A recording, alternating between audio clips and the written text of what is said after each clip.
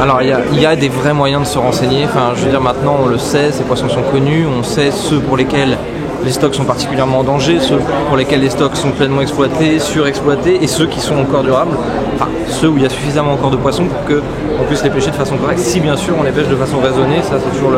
la même idée, si on se met à surexploiter ces futurs poissons là, évidemment on va arriver au même résultat. Mais il y a des moyens, des ONG comme WWF, comme Good Planet qui relaient des documents précis, clairs, où il y a marqué tel et tel poisson sont consommables, sont modérément consommables, ou d'autres ne sont évidemment pas à consommer puisque les stocks sont quasiment bousillés. La pêche industrielle effectivement génère de l'emploi, mais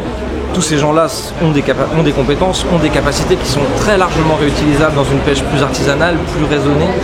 Et comme le disait tout à l'heure Mélanie Laurent, le nombre de gens sur des petits bateaux artisanaux en équivalent du nombre d'employés qu'on trouve sur un gros bateau industriel, il y a largement plus à faire et dans le secteur de la pêche artisanale. Ah si, la pêche durable, si, évidemment qu'elle permet de nourrir du monde et on le voit dans les rejets, on sait très bien que dans les rejets, par exemple, il y a 3,5 milliards de personnes dans le monde qui dépendent des protéines de poissons comme source principale de protéines dans leur alimentation. Donc on se rend compte quand on gâche ces millions et ces millions de poissons de ce qu'on perd pour nourrir des gens directement. Et c'est là où la pêche et le rejet dans la pêche est une des choses les plus dramatiques, c'est qu'il n'y a pas simplement qu'un impact économique ou environnemental, il y a un vrai impact humain. On est vraiment dans quelque chose de moral, dans un vrai gâchis. C'est-à-dire que ce poisson-là, s'il était utilisé et s'il était valorisé, c'est du bon poisson mangeable.